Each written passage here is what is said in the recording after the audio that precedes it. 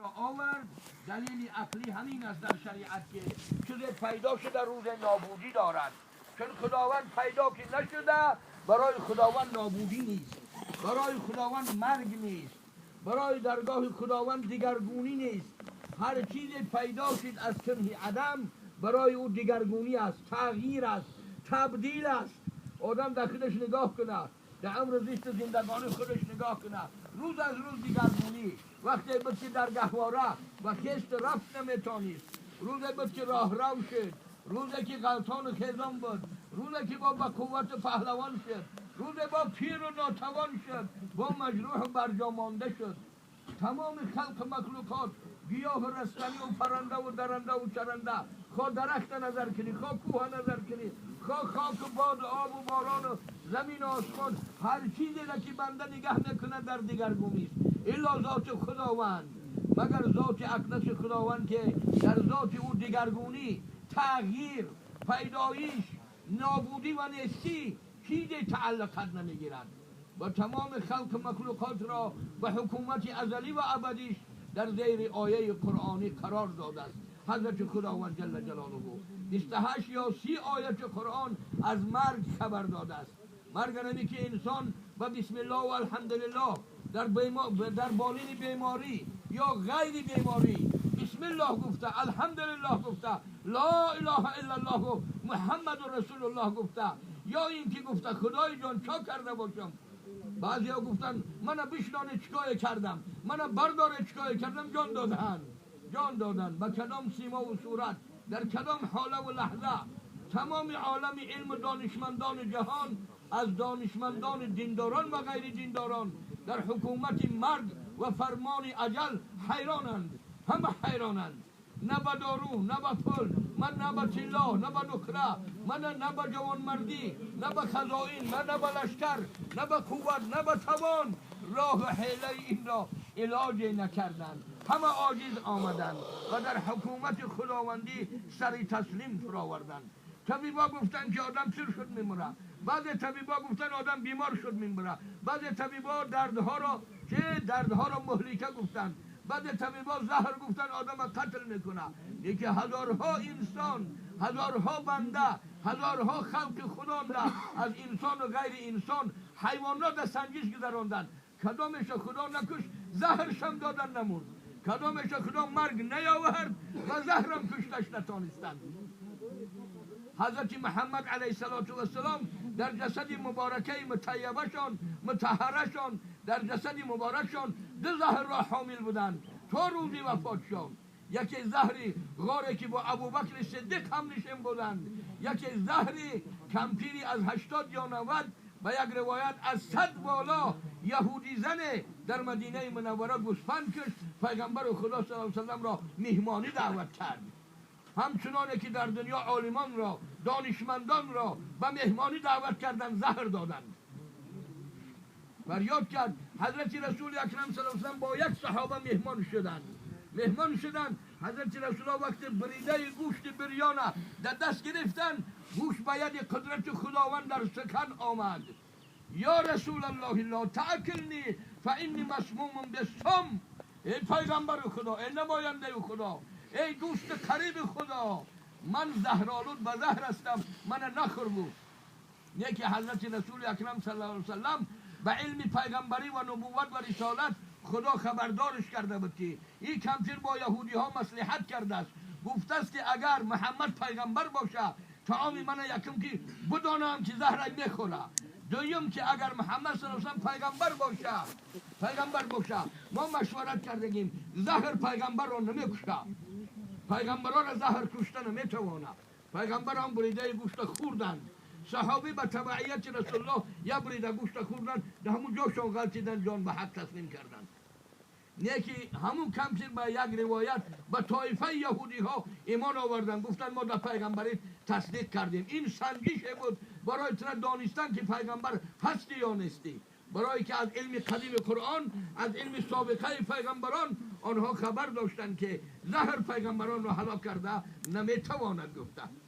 آن بعد کمتر ایمان آوردن به طایفه یهودیت میگه و کمتر در خون او صحابی میگه قصاص کردن.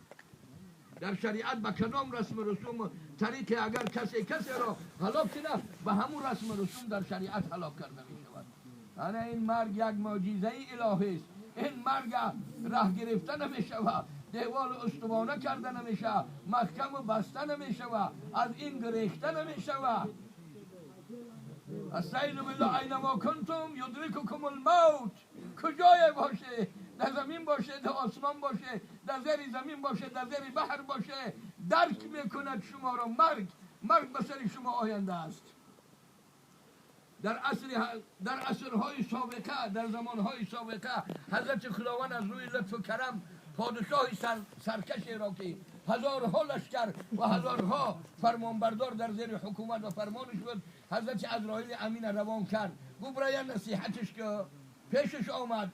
وقتی که پیشش در آمد سلام داد به صورت آدمی، هم صحبت شدن. گفت که این قدر سرباز، این قدر دربان در حرم و جای حجره خوابم، تو به چه صورت آمدی؟ گفت من نماینده حضرت خداوند هستم، من پیک اجل هستم، من وابسته و ملک موکل به مرگ مخلوقات هستم، من نام ملک الموت با طبق آیت قرآنی. گفت چی آمده؟ گفت که 3 روز دیگر مهلت مانده است، یک نفس هم باشه بازگشتن به سوی خدا غنیمت است. با صحبت کردن حضرت عزرائیل رفتن. او پادشاه همه خدمتگزارا و همه پاسباناش فرمان کرد، همش دارا وقتن هلاک کردن که شما محکم نگاه نکرده یه کجا در آمد به سر من. روز دیگر آمد هرچند که پاسبانان را مزید کرد و قوت کرد، هرچند که محکم و استوار کرد، علاج راه حضرت ملک الموت گرفتن نیافت. در عاقبت الامر در 3 روز آمد و به خاک تیره یکسانش کرد. یعنی این مرگ آیه قرآنی یدرککم الموت ولو کنتم فی بروج مشیده، در قصرهای محکم و استوارم باشه مرگ رساننده است شما را. کلمه بهترینه که به یک روایت خدا میخندد، به یک روایت خدا چنان خشنود میشود که از زمین تا عرش اعلی خشنودی خدا پر میشود. بنده بگه توبه کردم، خدای جون توبه کردم. چنانچه در عرفیت ما و شما میگن، موی سفیدای ما و شما در 6 تا خیس و در 5 وقت نمازشان گریبان میگرفتن، خدای جون توبه کردم. یک کلمه توبه از زمین تا عرش اعلی 7 آسمان بالا خشنودی حضرت خداوند برای بنده. حضرت رسول اکرم صلی الله علیه وسلم در درگاه خدا بسیار بیچارگی کردند، بسیار زاره و دعاگویی کردند. حضرت خداوند گفت که کدام امتی تو توبه کنه 1 سال پیش از مرگش قبولش میکنم. گفت خدایا و سنت کثیر، مهلت دراز از سال. گفت 1 ماه پیش از مردنش قبل موته بشهرین این توبه قبولش می‌کنم. 1 ماه پیش از مردنش اگر توبه کنه، تو هم 1 ماه پیش از مردنش در معصیت و گناه باشه توبه کنه. گفت خدایا 1 ماه خیلی مهلتی درازه. گفت اگر در 1 هفته پیش از مرگش گفت اگر توبه کنه قبولش میکنم، رحمتش میکنم. گفت خدایا 1 هفته هم بسیاره ای. گفت یک شب و 1 روز اگر پیش از جان دادنش اگر توبه کنه قبولش میکنم. خدایا گفت 1 مهلتی درازه. گفت ای محمد صلی الله علیه وسلم 1 نفس در درون شکمش ریزقش مانده باشه، همون را بگه که تو ایلیک توبه کردم خدایا توبه ما قبولش میکنم. حضرت رسول الله از خرسندی را گرفتن، بسیار خرسند شدن. گفت خدایا امت دارم گپ زده نمیتونه، امت دارم که زبانش بسته میشوه، امت دارم که گپاش ریسک روزی، امی گپ هم ریسک روزی تمام میشوه گپاش. گفت که اگر بدل پشیمان شوه ان ندم توبتون، بدل پشیمان شوه من توبهش قبول میکنم.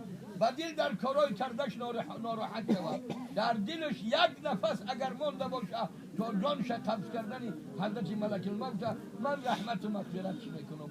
این بالا دیگر گفتن نمیشود. این قدر کلمه آسان، خدایا توبه کردم یا بدل پشیمانی در درگاه خدا ظاهر کنه. عالم السر و الخفیات، عالم تمام سرها و پنهان و آشکاری ها حضرت خداوند جل جلاله می باشد. یعلم ما فی الصدور، آیت قرآن می باشد. آنچه در سینه هاست، درون دل هاست، همه آنان را می داند. همه گمانه که در دین ما و یک روایت عالمای دنیا حساب کردن در یک دقیقه 60 بار یا 60,000 برابر 60,000 بار در دل آدم دیگرگونی پیدا می شود. دل آدم به کلام عربی سخن عربی قلب گفتن. قلب معناش دیگرگون شونده. دل در یک حالت نیست، دل یک خیل نمیسته، دل یک حالت نمیسته. از بس که در بالای دل و 360 پیوند انسان 400 یا 600 ملائکه موکل است برای دین رحمانی، برای وحدت رحمانی، برای نبوت محمدی نبی آخر زمانی. در یک دقیقه 60 بار یا 60,000 بار دیگرگونی. حضرت خداوند جل جلاله از فضل کرم رحمتش این عنایت بر تمام خلق و مخلوقاتش.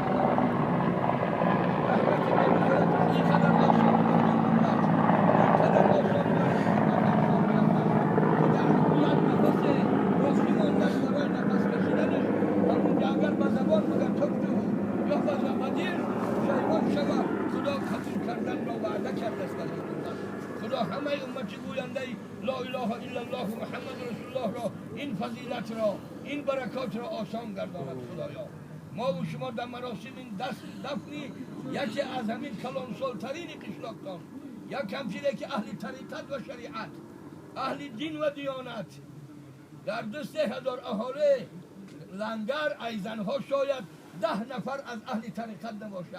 طول چندین سال اهل طریقت بودن، اهل شب زنده دار بودن. بالای جای نماز سنت رسول اکرم صلی الله علیه وسلم، سنت اصحاب کرام صحابگان پیغمبر را به جای می آوردند که صحابگان پیغمبر همه اهل طریقت بودند، از نا تا اعلا، از کمترین تا بالاترین. حضرت رسول اکرم صلی الله علیه وسلم در مدینه منوره شبها، طول شبها پشت در صحابگان کبار میگشت.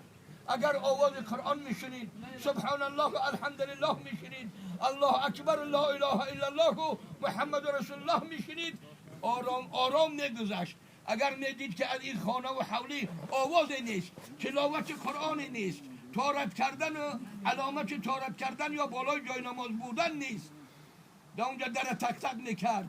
آیا نماز گذارید امشب؟ آیا امشب تلاوت قرآن کردید؟ آیا امشب یاد حضرت رحمانی کردید؟ میگفت و میگذشتن. بعضی به تلاوت قرآن، بعضی به ذکر، بعضی به طهارت، بعضی بالای جای نماز.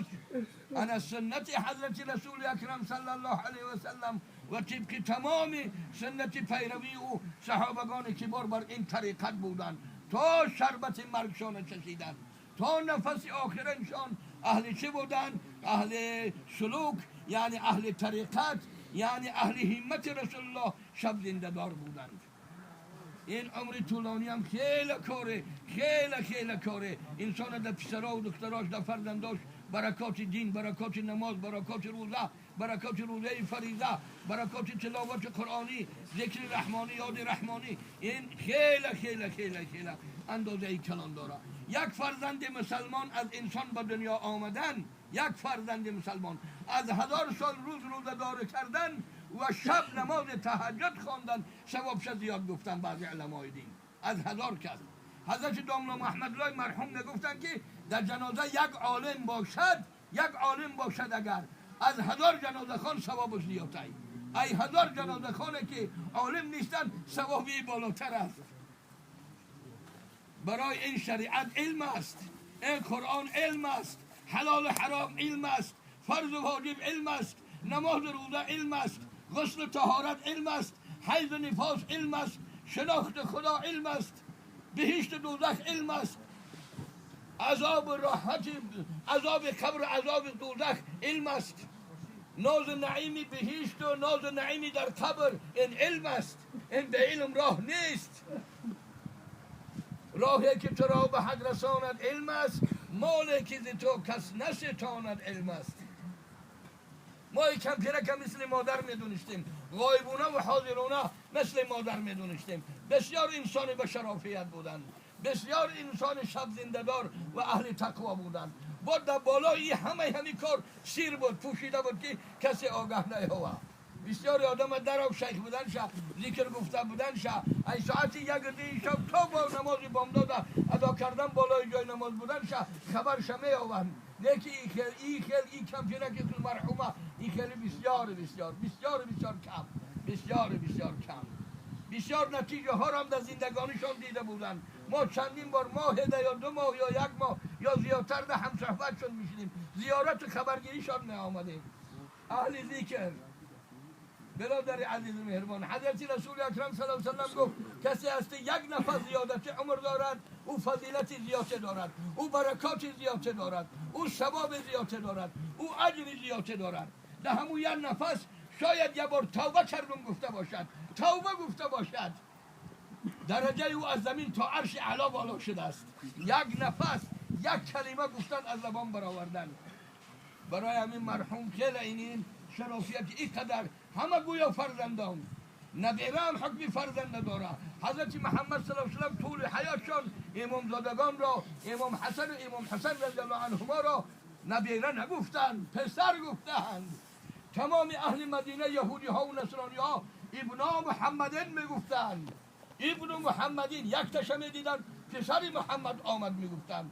اگر هر دشه میدیدن ابن محمدین، پسران محمد آمدن میگفتند. امام حسین یکی در چه زانوی راستی پیغمبر، یکی در بالای زانوی چپ پیغمبر کلان شدن. گردن پیغمبر در سرشان میموندن، از گردن پیغمبر بوسه میکردن. همین ذات‌های شریف، همین ذات‌های مبارک، یکی به زهر قاتل کشته شد حضرت امام حسن و یکی به شمشیری قتل کننده که گردنش بریده شد. این مرد برای فرزندان پیغمبر صلی الله علیه و سلم. حضرت رسول الله را در حیاتش پرسیدن، گفت که فرزندان من به شهادت میرسند. یکی به زهر قاتل زهر داده کشته می شود، یکی چه مرگش به سبب زهر می آید، یکی به شمشیر بریده می شود. پرسیدن یا رسول الله شما حیات هست؟ گفتید نه. گفتن که پدرشان حیات هست؟ گفتید نه. گفت یا رسول الله این ماتم اینا را کی بگیره؟ گفت 7 زمین و آسمان، ملائکه 7 آسمان پسرای محمد و ماتم شده گیرند. برادران این مصیبت خیلی کلان است. این مرگ یک بنده خدا، یک گوینده لا اله الا الله محمد رسول الله، یک ادا کننده یک وقت نماز. اگر یک انسان یکی ما یک وقت نماز فرض یاد خوانده باشه، ثواب او را ما دیگه در دنیا خدا میدونه، در راه کردن نمیتوانیم.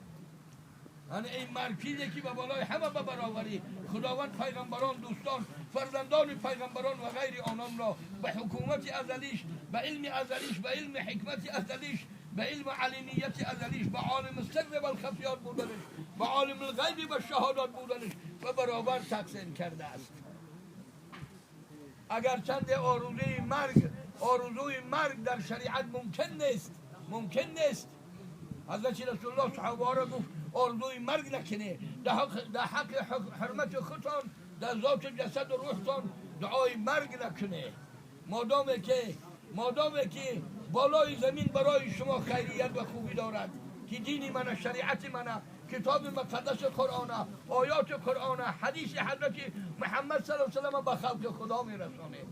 نباشه پیغمبر گفت بر امت من، بر امت مسلمان، بر فرزند مسلمان غم و مصیبت به سبب مسلمانی می آید که در بالای قبر پدر یا مادرش یا در بالای قبر برادرش، قبرستان اشلاقش غنطلق میزنه، میگه خدایا خوشگه در درون قبر این آدم نمیبود، من میبودم. گفته همین تا غم کلان میاد به سر این امت از گوشه لا اله الا الله محمد رسول الله. همین خیلی غم میبیاید. گفت لتمنا دا هر آینه آرزو میکنه که در این قبر می آدم نمیبودم، من میبودم. گفت کاش من میبودم خدایا. این آدم ها، هزارها آدم ها خودشان از بلندی ها پرتافتن، در آب پرتافتن، زهر خوردن، دیگر کارها را هلاکت ها پرتافتن.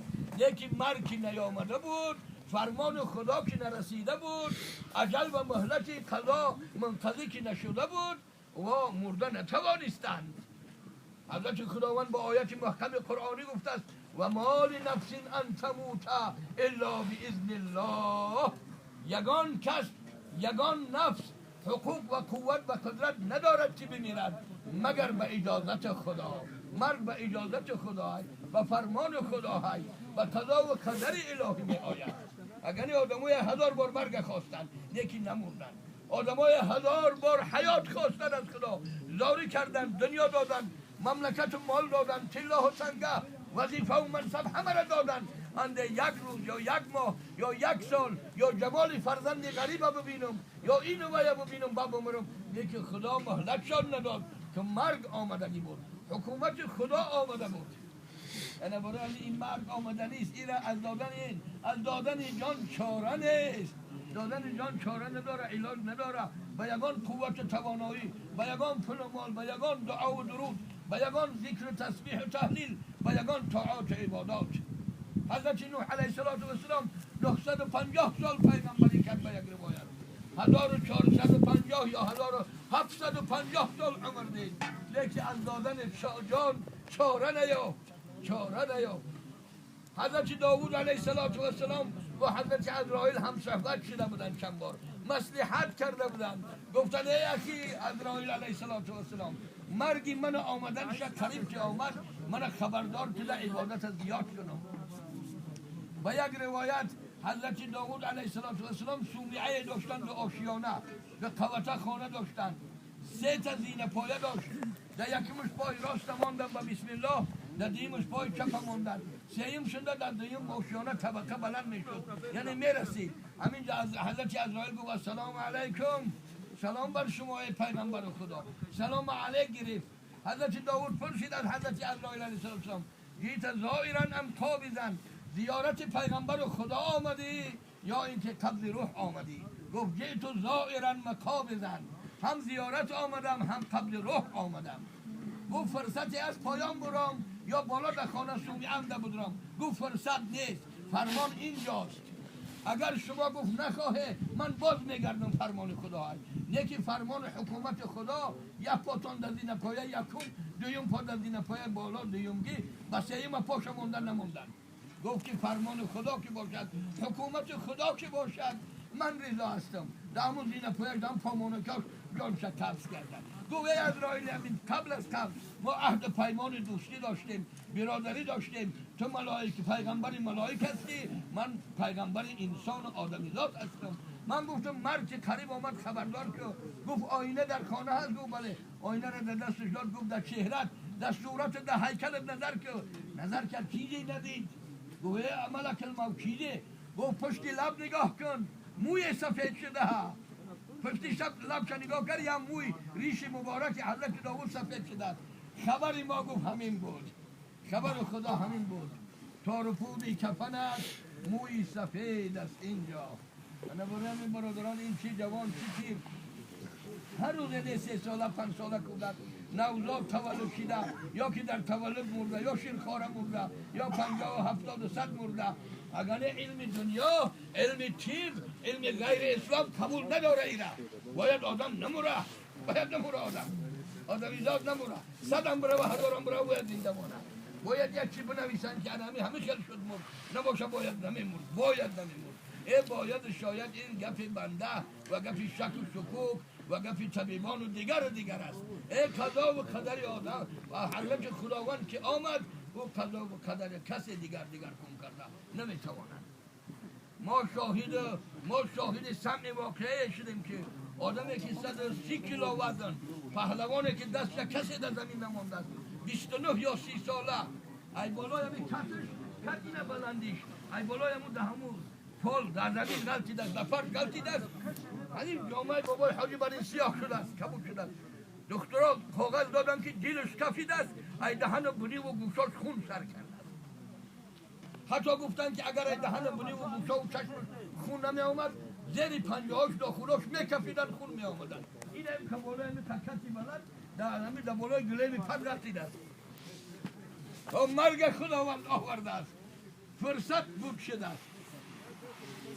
انا برای همین برادران عزیز و مهربان، مرگ امامگیر ما و شما است. این خیلی شخصیت ها برای ما و شما بسیار عبرتن، بسیار دعاگوان. اینا برای پسرها و دخترهای اهل خانواده شونه، برای من شخصا، برای تمام اهل قشلاقتان دعاگو هستند. کسی چی عبادت منه در حق جامعه مومنین دعا میکنه، این در حق همسایه هاش دیگر نه. شرافیت عبادت و بالای جای نماز نشستنشان در شب تار تا بامداد تا سجده میدن به ماها میرسد. دیگر حال بسن انا برای همین برادران عزیز مهربان، مرگ این دامنگیری بنده است. این مرگ یک چه حضرت رسول گفت الموت بسر یوصل الحبیب الى الحبیب، مرگ دامنگیر است. این یک کفر که است که بنده را به دوست میرسانه، یعنی که مؤمن به خدا میرسانه. این از جانبی که در حیات دنیا یا چیزی را یا نعمت را یا دعاگوی را یا پدر را مادر را پسر را یا دختر را از دست میدیم، این برای ما مصیبت کلان غم است. نیکی 72 ساعت حضرت پیغمبر 3 شبانه روز اجازت داد. بعد این خلاص گفت، غم و غصه خلاص، مصیبت داری خلاص، مصیبت داری خلاص. انا برای همین بعضی مذهب هایی که حضرت امام حسین شهادت شد تا امروز مصیبت میگیرن، حضرت پیغمبر منع کرد. 3 شبانه 3 روز اهل مصیبت گفت، تا 3 شبانه 3 روز دیدش رو بگه خدا رحمت کنه، اگر علاج باشه دیده همون مرده رحمت کنه، خدا را شما را اجر ثواب بده خدا در این مصیبتان در این بلاتان. تا 72 ساعت از جان دادن همون مرده تمام خلاص، بعد دیگه مصیبت نیست. انا برای همین غم و مصیبت حضرت امام حسین که بعد طایفه ها جشنواره میکنن در شریعت اسلام ممنوع، در مذهب اهل طریقت و شریعت در 4 مذهب اهل سنت و جماعت ممنوع است برای همین که مصیبت. بعد در اون میدانه که حضرت امام حسین شهید شدن و یک روایت 65 یا 68 یا 70 نفر از نبیرگان و نبیرزادگان حضرت محمد صلی الله علیه و آله از پسر و از دختر جان دادن، از نوجوان دختر و نوجوان پسر جان دادن. یک حضرت امام حسین نه، 65 یا 68 یا 70 نفر از اهل خانواده حضرت رسول اکرم صلی الله علیه و سلم به دست مسلمان کشته شده. انا این مرگ میکرد نباشه مرگ برای مسلمان، برای مومن یک کفر که به پیش خدا میرسه و درگاه رحمت میرسه. از غم قصه خرد خراک، از غم قصه خانه و در، از غم قصه دنیا و مال و متاع دنیا، از غم قصه دشمن، از غم قصه بیدینی و بیشریعتی و بیراهی و بیدینی و بیشریعتی، از غم دین و دنیا، از غم تمامی از علایق دنیا خلاص میشه و نجات مییابه. این برای مومن چیزی نه، مشکلات نه، با خدا وصل شدن. اکوی عمر که باشه، این رشته عمر در دست حضرت پروردگار جل و علا شأنه. گفتیم که پیغمبران را حتی در قصه حضرت آدم آمده است که حضرت خداوند به دست راستش پشت حضرت آدم همه خیلی شکید به دست راستی مبارکش. ایرا آیت حدیثی چی میگن؟ ایرا آیت حدیث متشابه میگن. ما نمیگیم اون دست خدا چکل بود، چند پنجه داشت، کلانیش استقام بود، گوشت بود، چی بود؟ دست راست خدا در پشت بابای حضرت آدم در پشت مبارک شکید. همه فرزندایی که ای بابای آدم حال ما و حوا پیدا نبود تا قیامت پیدا میشوند، همش در پیشش پیدا شدن. یک توده چی؟ زنبوری عسل یا ملخ برید. همش نگاه کرد، یک کس خوشرو دید، یک کس بدرو دید، یک کس پهلوان دید، یک کس عادی دید، کودک میده و کلان هر خیل همه را دید. یک کس بسیار خوشرو دید که ای حسن و جمالش گرسنه سیر میکرد، تشنه سیراب نشید. آمنا و صدقنا، شک شبهه در این سخن نیست. گفت خدایا این فرزند من که باشه ایتا خوشرو ایتا بینی همین فرزندام. گفت این داوود است علیه السلام، اینا گرسنه بینه سیر میکنه، تشنه بینه اگر گفت سیراب میشوه، غم زده بینه غم از دلش دور میشوه، بیمار ببینه شفا میاوه. این داوود گفت عمرش چند کردی خدایا؟ گفت که همین مقدار. بعضی گفتن 80، بعضی گفتن 100، بعضی گفتن 120. گفت خدایا ایتا جوان مردی بده، ایتا فرزند خوش رو از من 40 سال عمری من ده همی و 60 سال عمری من ده همی بگذران عمرش درازتر شوه. حضرت خداوند قبول کرد دعای حضرت آدم. بعد که مهلت حضرت بابای آدم 940 سال عمر دید، حضرت عزرائیل پیش آمد. گفت ای عزرائیل، من خدا وعده 1000 سال در دنیا زندگی کرد. گفت 60 سال شب داوود بخشیدگی. گفت نه بخشیدن بمان، من همی 1000 سال پره میکنم. این را ببین حضرت خداوند چنان خشنود شد در این طلبی بابای آدم که از زمین تا عرش اعلی را خشنود شد. گفت ای ملک الموت بمان، هم داوود دادم همون 60 سال عمری آدم و 60 سال عمری آدم جوان مردانه با خودش دادم. برای جوان مردی کرد، من از همه جوان مردا جوان مردترم، قبول کردم جوان مردی کرد. مالش حضرت بابای آدم قبول نکرد. در روایت میگه که همین فرزند بابای آدم که قبول کردی نیست، فرزنداش هم بسیار چیزا قبول نمیکنن، میگن میتیان بعد منکر میشون، میتیان جوان مردی میدن بعد میگردن، میگن ممکن مبیار. ما دیدیم آدما را حج رای کردن.